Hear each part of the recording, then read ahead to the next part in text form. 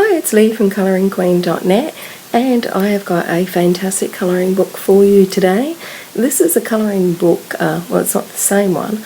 I purchased one about a year ago, maybe a bit less, and it was one of the first ones that I actually coloured in myself. So the makers of this colouring book, Colorit, contacted me and asked me if I would like to review some of their books. And because I was familiar with their brand, I jumped at the opportunity. So they sent me a couple along to review, and so now here I am to show you. First thing I know that you'll see is the spiral binding up the top, which makes this suitable for easily removing the images, which is something that we often like to do. Now, I just want to give you an idea how big this book is. So look how thick it is. Now there's 50 illustrations in here, which usually a 50-page illustration book is not this thick. And the reason that it is so thick are two factors. There's a really thick front and back cover that's really thick card. And the paper that is used on each image is acid-free and cardstock quality. Not only is it cardstock and spiral bound, but the pages are also perforated. So on the front cover we have a beautiful illustration.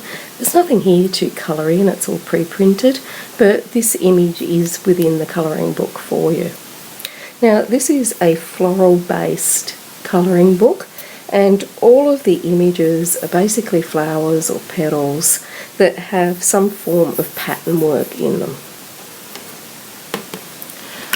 Now opening it up, we've got the title page, which has been reproduced as a monochrome look.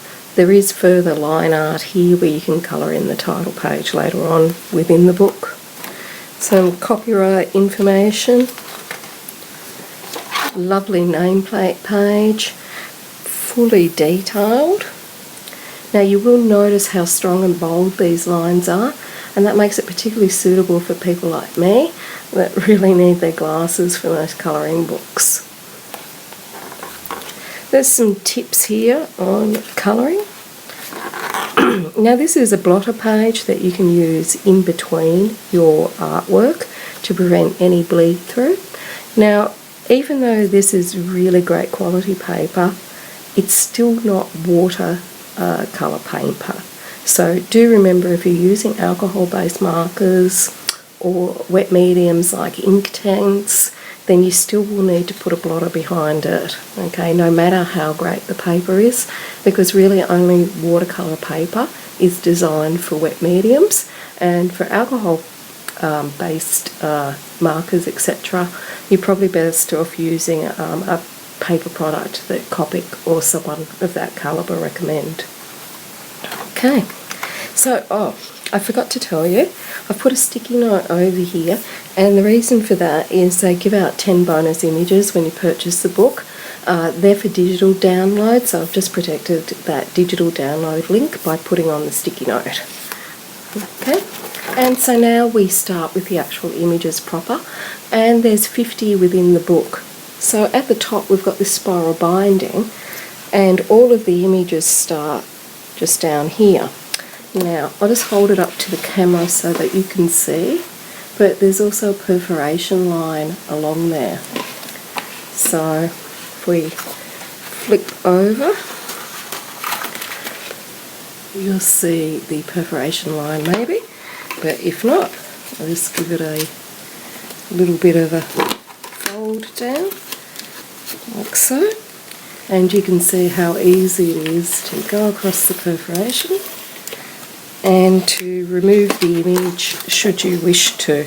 Now I usually do remove them and I colour on a clipboard, but you could either remove from the binding or you could remove from the perforation, your choice.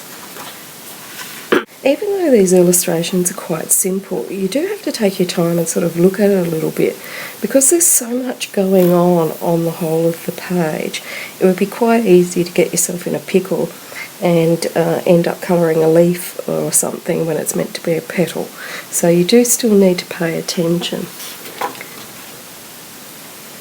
Now these sorts of illustrations are often really great for those colourists that are new to colouring in, or colourists that, really don't like blending and shading and whatnot, because although you can do that, you don't have to.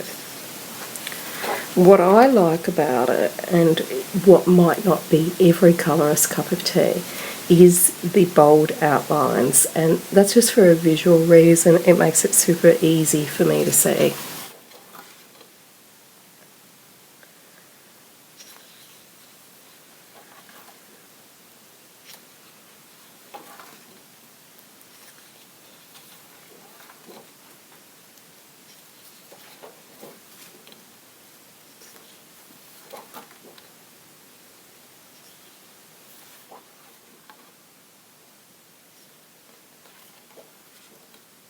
You'll see some images have more solid black in them than others, and some, have larger spaces here that would be great for blending should you wish to do so.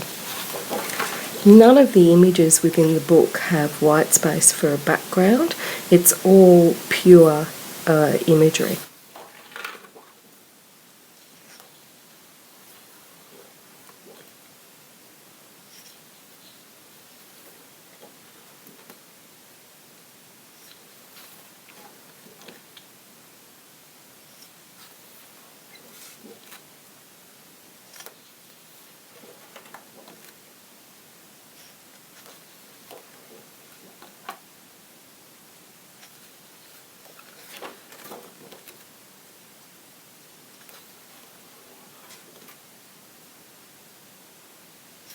Now this one has a lot of solid black in it, and so they really sort of dictate your colour scheme, because often you'll need something really bold and vibrant to make that black really contrast.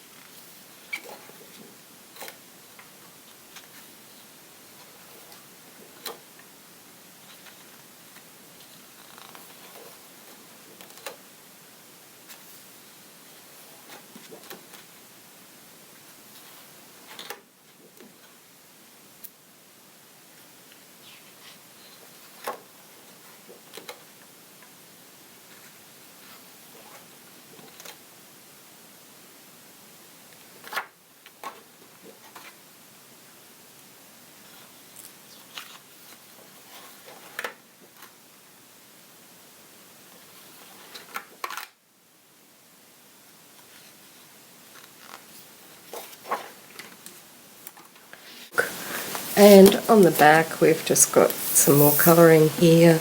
There's nothing for you to colour in there, but it's a very solid, very well made book with really great paper in it, perforated, easy to remove, 50 images there, and a really solid front and back cover on it.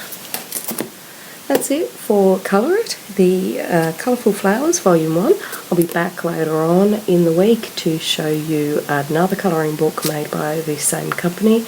Until next time, happy colouring.